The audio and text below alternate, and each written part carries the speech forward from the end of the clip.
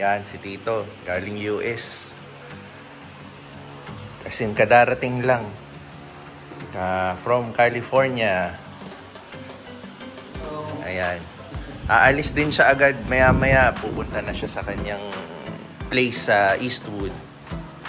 Pero, pahinga muna dito. Ayan. Ayun. Magandang umaga. Happy Father's Day. June 16, Sunday yan. So, yung kaninang video, kaninang umaga lang yun, dumating na yung uncle ko galing Amerika. So, isang buwan siya rito sa Pilipinas. Parang semi-retired na siya, no? And yun, mag-e-enjoy siya ngayon, yung time niya dito sa Pilipinas. So, right now, nandito siya sa likuran ko. Kung mapapansin niyo yung kotse sa likod, ito. Yan. Ayan yung nakaparadang kotse dun sa amin, no? For the longest time kasi inaalagaan natin. Yan po yung kotse niya. So ngayon mapapakinabangan niya na magagamit niya. And ngayon nagko-convoy kami, iga-guide ko po siya hanggang South Luzon Expressway kasi papunta na po siya ng Quezon City. Doon po yung ruta niya ngayon, and then from there yan, mag-i-enjoy na siya. Isang buwan siya rito sa Pilipinas. So, kung saan-saan na siya mag-iikot, di na natin alam. Wag na natin, hindi ko na inalam din, no? So, para maano niya yung schedule niya. So, ayun.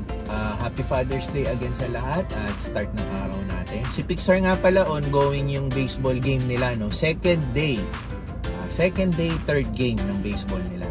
So, pagka natin kay Tito dito sa SLEX, South Luzon Expressway, mag-workout muna tayo, and then by the time matapos tayo mag-workout, susunduin ko na siya sa bahay ng kapatid ko kasi kapatid ko po nag-asikaso sa anak ko kay Pixar, no, dun sa baseball game nila. So, okay. Finish na mag-workout. Nag-message po sa akin yung tito ko, safely naman po siyang nakarating na sa Quezon City.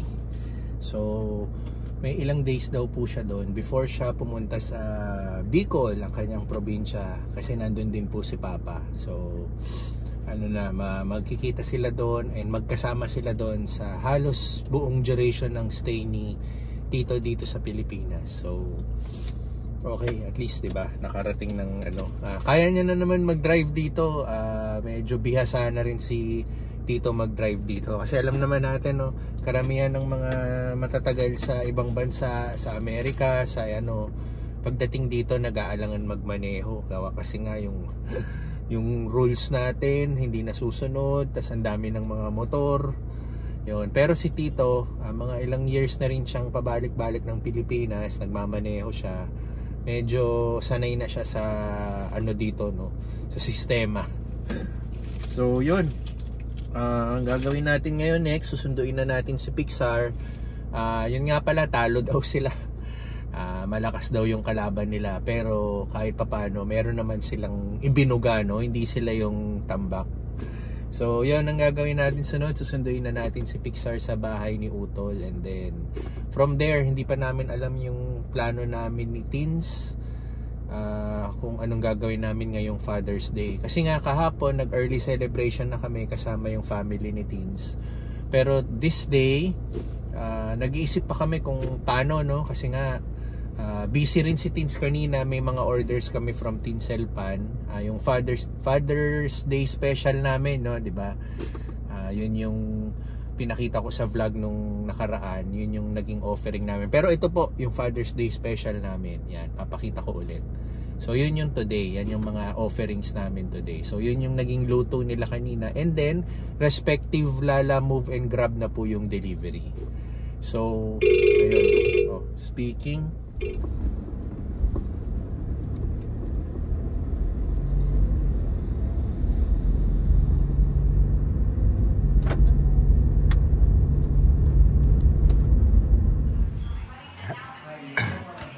Happy Father's Day! Dito lang kami sa bahay kakain. Mga pagod kami lahat, and si Pixar hindi maganda ang pakiramdam effect ng 2 days niya sa baseball. Sobrang napagod. So medyo down ngayon si Pixar na parang na over fatigue. So nag-take out na lang kami sa Grab. At ito yung mga orders namin. So ito ang Father's Day celebration namin ng kami-kami. Tapos sina Ate Teta at Richie, nilibre na rin natin sila. Pinabili natin sila ng lechon manok sa Andox. Yun yung dinner nila. So umorder kami sa Happily Korean food. So mamaya, ito nakasarap pa kasi. Hindi pa masyadong kita eh. Pero chicken to, kimchi rice, kay Tinsel to, and egg. Tapos nagpadagdag si Tinsel ng barbecue liempo ng Andox. Kasi nga bumili sila ng lechon manok. So ipe-prepare lang natin. Tapos mini celebration na lang tayo ng Father's Day. Actually kahapon nga kumain na nga kami ng family ni Tinsel, no, sa Alabang West Parade. Inunahan na namin yung Father's Day. So saktong-sakto lang din naman ngayon. Total hindi maganda yung pakiramdam ni Pixar. Hindi na rin kami makikigulo sa mall, no? Kasi for sure, yung mall, punong-puno yan ng tao, ang dami nagpa-reserve. Kaya hindi na kami makikisiksikan. Tsaka hindi lang siksikan, pila pa. Pipila ka, mag-aantay ka, no? Para sa turn mo. So, okay na rin yung timing na dito kami sa bahay. Actually, inisip namin kanina lumabas. So, ang naging deciding factor na lang, tinanong namin si Pixar kung kaya niyang kumilos lumabas. Sabi niya, hindi. Dito na lang daw sa bahay. So, yung oras na sinabi niya yon, umorder na lang kami ng Grab. So, yun ang kagandahan ni Grab. Malaking tulong si Grab. Naka-order tayo ng pagkain sa Happily Korean. So, i-prepare lang natin. So, ito na siya, si kimchi rice. Yan ang itsura niya. May egg din palang kasama.